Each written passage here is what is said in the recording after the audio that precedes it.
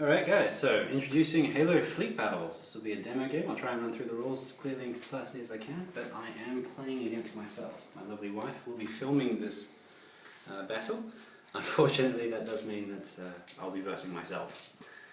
Okay, so to figure out who goes first, you roll the Halo Fleet dice. In this game we're going to be skipping the wings and the borders phases. So we're going to try and make things a little simpler. And the orders phases, so the wings, borders and orders phases.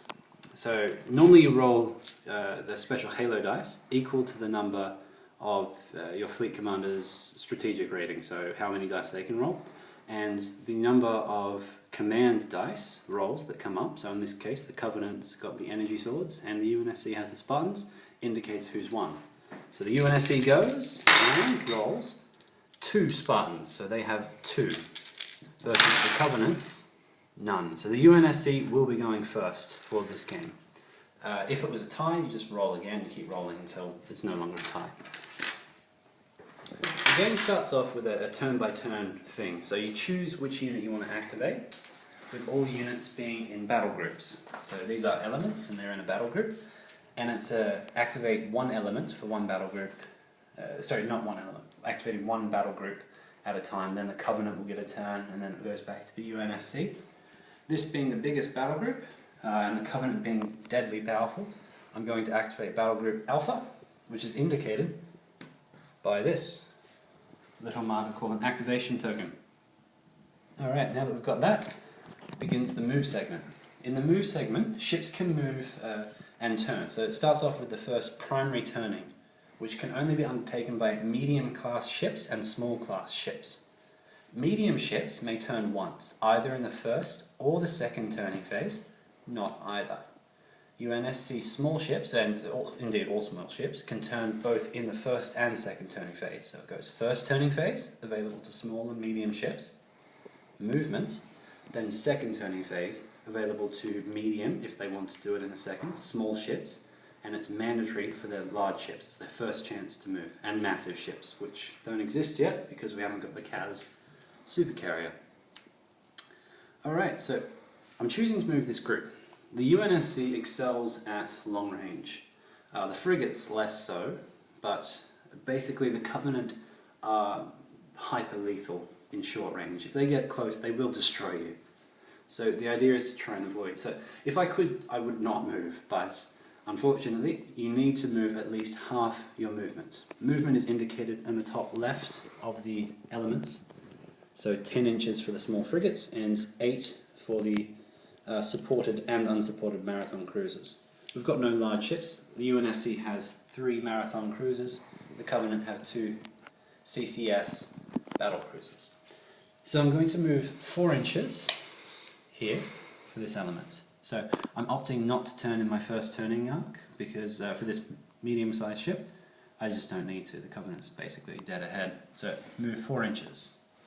Now I have to move at least 5 inches for this ship. So 5 inches it goes. And 5 inches for this ship, up it goes. Okay, they're basically in line now. So that's the movement segment done. When you activate a battle group, it goes move segment, then attack segment. So I get a turn at moving and shooting before it goes over to the next player. For this turn, I'm going to... Well, measurements are allowed to be done at any stage, by the way. I know that my ships have a 20-inch range for their MAC cans. That's a bit redundant, isn't it? Magnetic accelerator cannon. Okay, so I can see that they're going to be out of range, so I'm going to move my ships up an additional 4 for a total 9 inches of their total movement. This heavy MAC has a much longer range, so we'll cover that shortly in the attack segment. When firing at the Covenant have incredibly defensive ships. The Covenant's better than the UNSC in almost every way. So I'm quite scared of these, and I'm going to try and fire at them. So before nominating a firing solution, I can check the ranges of things. Once I declare something to be my firing solution, I am, however, obligated to shoot that. So I can see my max will be in range if I declare that. Again, I'd have to do this silently, because if I said out loud max shooting at that, it's actually in the rules. I'm sure opponents will be a bit forgiving if you're just musing it loud. So I can see that's probably a pretty good decision. Now I could fire at something else and break up my firing solutions, but realistically this is probably my best bet, is to fire everything I can at one particular ship, because even the small corvettes for the Covenant are incredibly hard to destroy. Alright, so I'm electing to fire all of my weapons that are available at this ship. I'll have to check the ranges to see how this works. The primary weapons are indicated by the exterior circle, which is this one right here. See how only one segment of the circle is highlighted, which is the forearc. This is for the MAC guns. Obviously, the MACs being at the front of the ship and like going through the ship can only fire in the front arc, can't shoot it off the side. So it needs to be within that 90-degree chunk. None of these ships turn. They can move even further if I opted to do a hard burn, which is a special rule. We can cover that later. If not, it's in the other video if you've watched that, which should give you a bit more of an insight to the mechanics behind the game before we launch into this. And the secondary weapons are indicated by the inner circle, which is the white parts highlighted on the sides, because it can fire to both port and starboard. It's a special weapon. The dark blue section is because there's a special firing ability for UNSC ships to fire their missile pods to the forearc, but only if it's at the closest target. My ideal thing is to hit this middle Covenant ship over here, so the SDV corvettes, but I know that I'm quite likely to find that, in particular for this element here, the closest target I'm going to guess is going to be this corvette over here. So we're going to check. Now again, this is not declaring a firing solution, this is checking. And I'm at about 19.5 inches from that element, and 19 inches. So I'm actually still closer to this element, which is nice. And checking for the 4 here. Okay, so we're at about 21.5 inches as compared to 22 and a bit inches. So in fact, all weapons can go onto this corvette here. Okay. Now all weapons in Halo fleet battles fire at the same strength. Every weapon is the same strength. To indicate a more powerful weapon, it has more dice that it's able to roll. For instance, the light max of the Trident formation, it only gets 3, while the heavy cruiser on its heavy Mac gets 10 dice. So it's a way of keeping the game mechanics very simple, and also lots of dice being rolled at one time, which is quite fun to do. Okay, before Macs are fired, Macs have a special rule, a cumulative rule, that enables them to apply vulnerable markers. I was playing basically this game earlier just so I could get my bearings before I tried to run you guys through it, and not one of them went off, but hopefully you'll get to see a vulnerable marker this game. Light Macs have a value of 1, and I have 2 ships with light Mac value of 1, so that's 2. And 1 heavy Mac, which has a value of 2, for a total of 4. On a value of 1, nothing happens. On a value of 2 to 3, I roll a die, and if I get a 2, which is a 1 in 6 chance, it will have a vulnerable marker applied to it.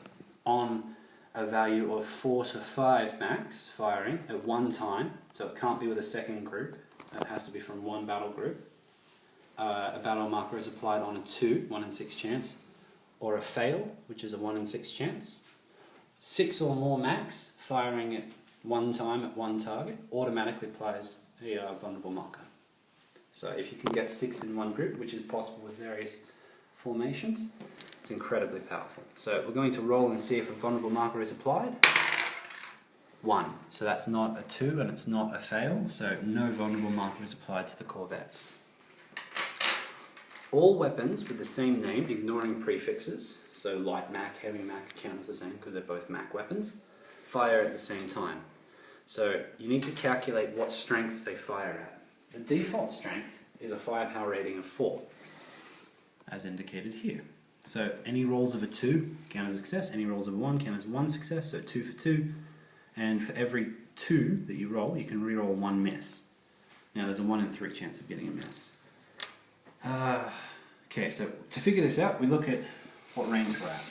So range doesn't really indicate much for the UNSC. It makes Covenant weapons, which plasma weapons actually fire +1 damage at close range and -1 damage at long range.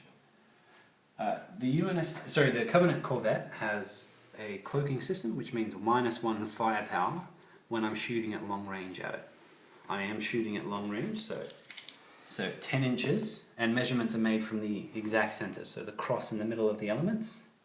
So I am shooting at long range with my light Mac. For my heavy Mac, with its range of 16, will also be at long range.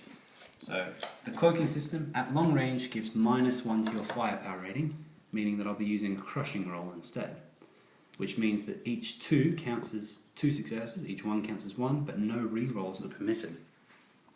However, they're also an elusive target because they're small, and that means that they're not easy to hit, and I go down another further one. So I'm actually using a weakened roll against the Corvettes, which means that each 2 only counts as 1, which is even further making it unlikely that I'll be able to do anything to them successfully.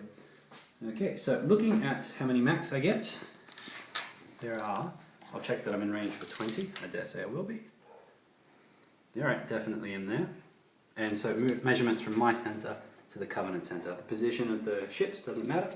Again, definitely in for the 20. And this has got a max range of 32, so it's quite powerful. So 10 for the Marathon Cruiser. We've got 4 for the Arrowhead formation, which gets bonus Mac. This gets bonus missile pods, but only gets 3. So the different formations have different stats. This one's also more of a defensive formation with having a damage track of 4. So there goes my 3. I roll these all at the same time.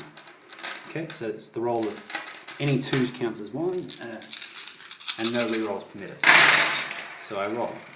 So we'll take all the successes and put them over here. It's a shame, would have been a relatively alright roll. So no re-rolls are permitted, and 2s counts as 1. So I'm going to modify these and make them all 1s just for the ease of counting. Here. Okay, so that's a total of 7 damage that we're inflicting so far on the Corvettes from all of the Mac weapons fired at them. The Covenant get a defensive roll, as indicated on their sheet. So I'm referring to these sheets. You can find pictures of them online. If not, I'll post them if you guys are interested. That's going to appear upside down to them, Jules. So don't worry. We'll deal with that later. I'll just let you know the stats and things. Come on over. Just back over here. We'll go to In oblique formation, in fact in all formation, the Covenant have a defensive array of 2. So they fire their rolls the same as guns, so it just works the same, but it's counteracting the damage being enacted by the heavy Macs and the light Macs. So I roll my 2 for the Covenant formation. It gets 1 success. If that was a 2, because they are firing at firepower rating 4, they would actually get to re-roll this. It wasn't a 2. So coming over here, looking at this, we remove 1 success for the Covenant's 1 success. Can you just go out a bit further? Just get a wider angle, just so they can see. Alright, so that means that there are a total of 6 successes. Now we take a look at the Covenant Corvettes and see that the first number indicated on their damage track is a 4. That means that they need to get equal to or at a 4 in order to deal damage to them. Looking at how many successes I have, 6, we take 4 of those away, and I deal 1 damage. So damage is indicated by a damage marker, which is placed onto the base of a Covenant ship. When dealing damage to a Covenant ship, you roll 1 die. On the roll of a 2, it's a critical hit and a vulnerable marker is applied. If it was damage being applied to the aft arc of a ship, because it's the weakest region of the ship, on the roll of a 1, which is a 1 in 3 chance of happening, or a 2, a vulnerable marker is applied. But in this case, it's just a 2 that I'm after, because I'm firing to the 4. A 2! Woohoo! This is honestly the first vulnerable marker I've applied. 1 vulnerable marker. Goes right there. Okay, yeah. So glad that happened in this video. A vulnerable marker will remove 1 success from every Covenant defensive pool that they roll in the future. So they can be repaired, so it represents the fact that I've hit something, a critical system, there's been sparks flying. Like you've played Halo, presumably, if you're playing the fleet battle game, and the ship's shaking and things like that. So vulnerable markers damage your defensive capacity. Damage markers damage your offensive capacity. So we compare my two.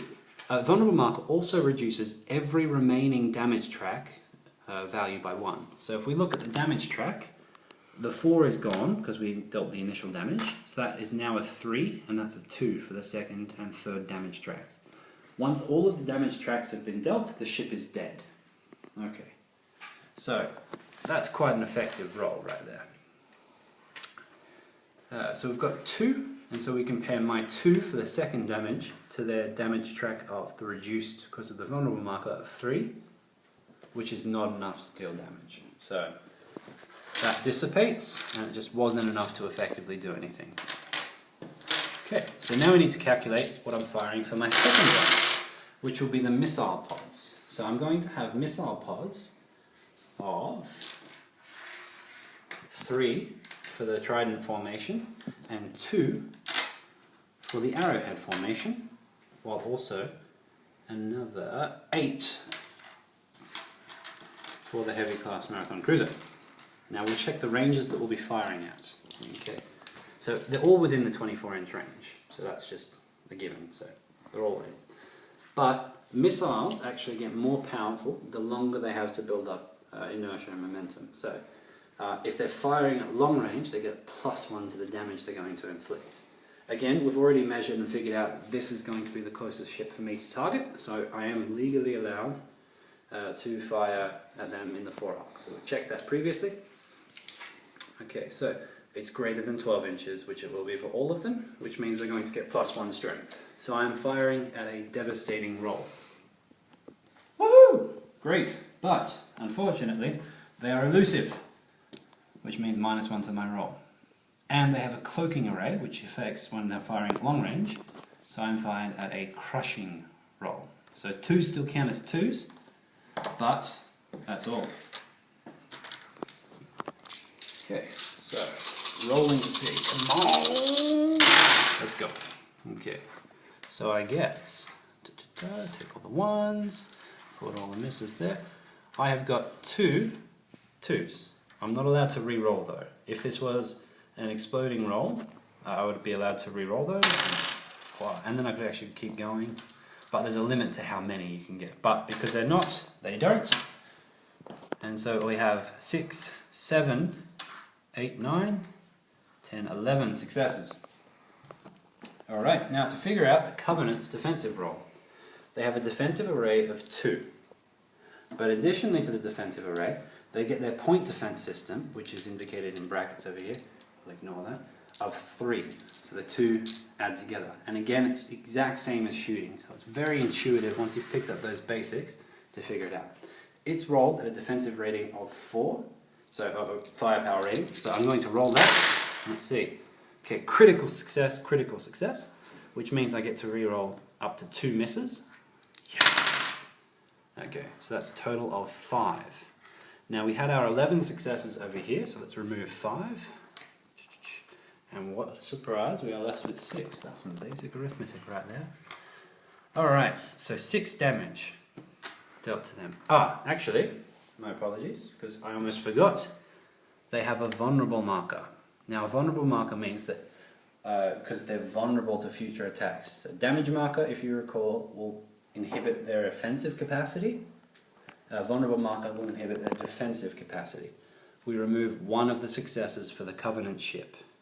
Okay, which means that we actually removed 1 less, so we'll put this over here to indicate that, for a total of 7 successes. Now, we figured out, so those missiles have been shot down by the point defense system as they were coming in, and so lots of shots taken down. We compare their damage track to how much damage we've done. That 4 is a 3 because they still have the vulnerable marker applied, so that's applied. Going on to the next damage, we only need 2, we have 4, so that element is destroyed. But it was a pretty close thing, and that vulnerable marker really makes a big difference.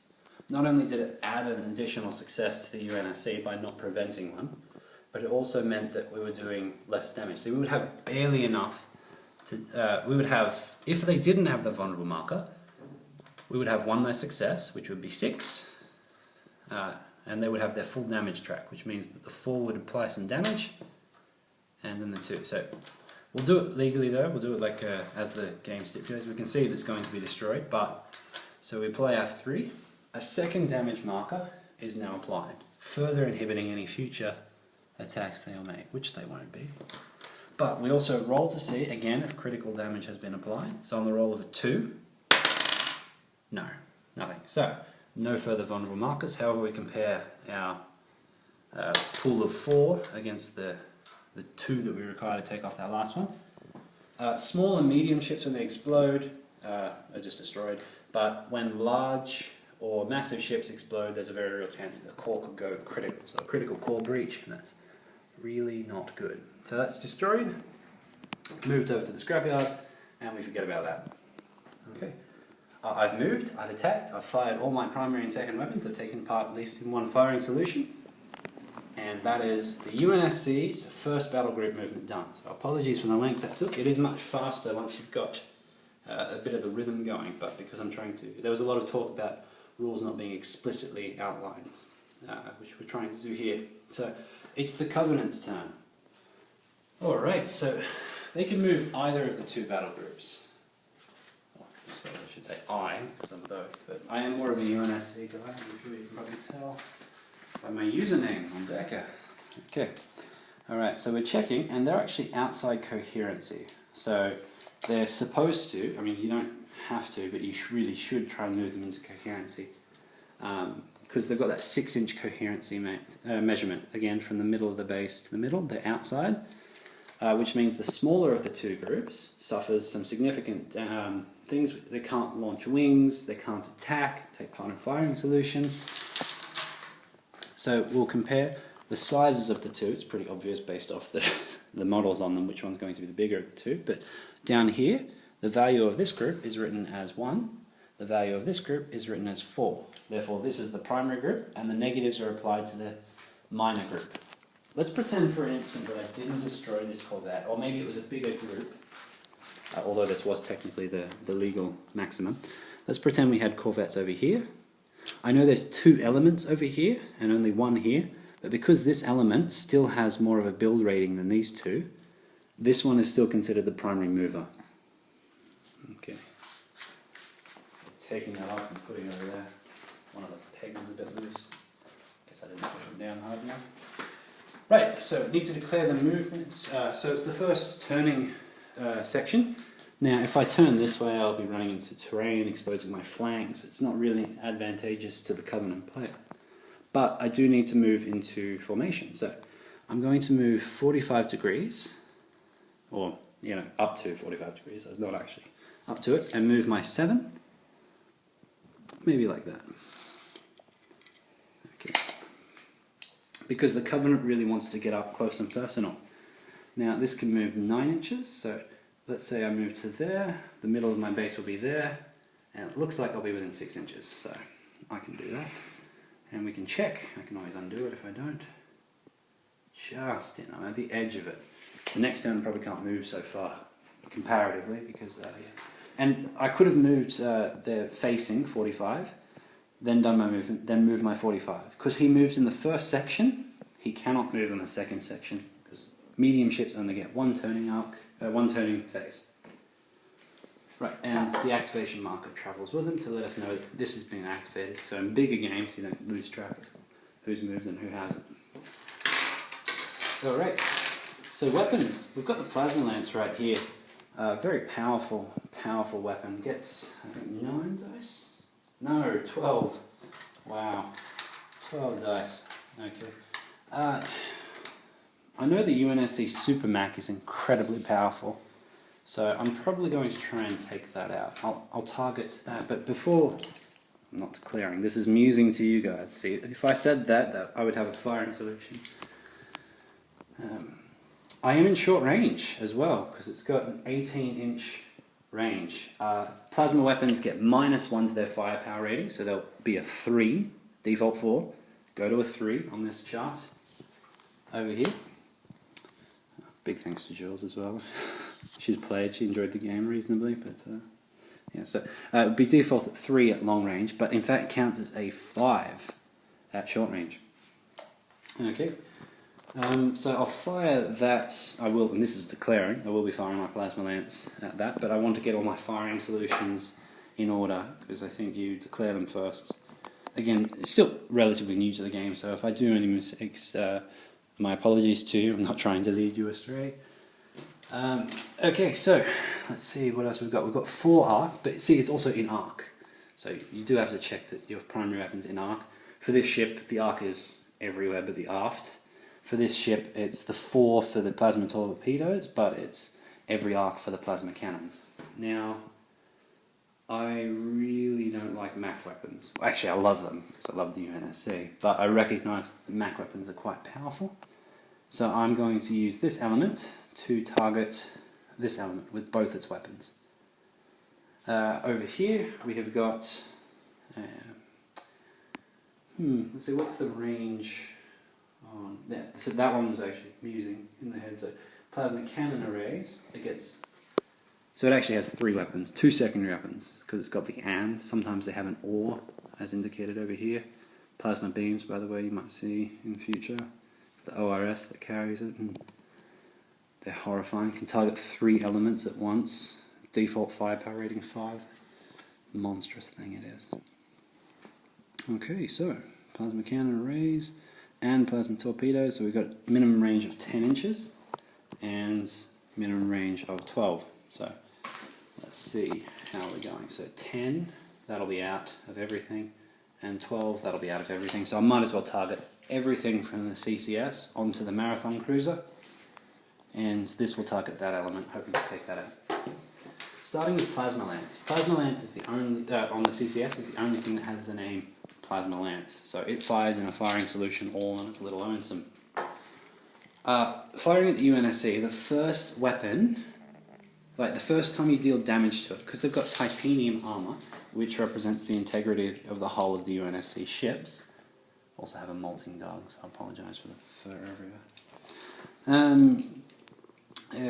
We'll remove that bonus from all future instances. So, in my opinion, strategically it makes the sense to use the most powerful weapon you can muster against the UNSC ships up from the get-go, because all future defensive dice will be reduced.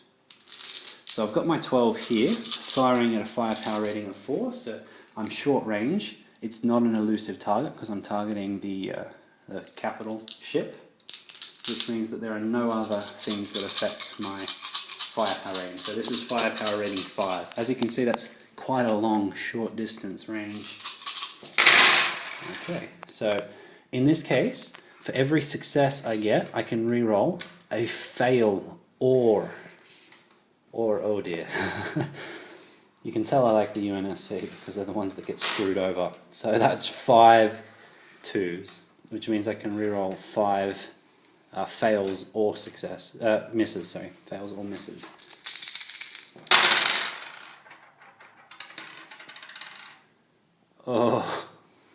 Okay, I got another success, but I'm all out of misses and fails.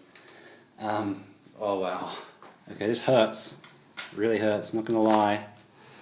This is not a good position to be in. Good-o. So we have 6, 12, so we have 18 successes. Oh god. Okay. This is palpably painful. Alright, so it has a damage track of 7 and a point defense of 4. Sorry, not point defense. My apology. Titanium armor of 4. Point defense does not apply in this case because they're not shooting torpedoes. So, 4. Great, they're loving this. The UNSC is not going out without a fight there. No, it is not. It is not at all. Okay, so we remove 6, 7 successes from the Covenant's pool. Wow, okay. This is some pretty serious exchange. Whoever designed the armor on this particular Marathon Cruiser, they probably were further on hired to retrofit the Pillar of Autumn. That's my bad. They know their stuff. Alright, so we've got 6 and 5, so that's 11 again. Alright, 11 successes. We're comparing that to the damage track of 7. Now, does 11 beat 7 or equal 7? It does. So we'll take out 7 successes and we've dealt the first wave of damage. So those are gone. So we'll apply a damage marker. We can take one from over here and apply that to the capital ship. Now, once we've applied a damage marker, we roll to see whether or not it's a critical hit. Oh, it was. Okay, it was a critical hit. So, oh dear. Wow, it's really good for a demo though to have this go on. Okay, so damage marker has been applied. So now we compare the Covenant's remaining 4 to the 6 here, but the 6 has now become a 5 because of this vulnerable marker.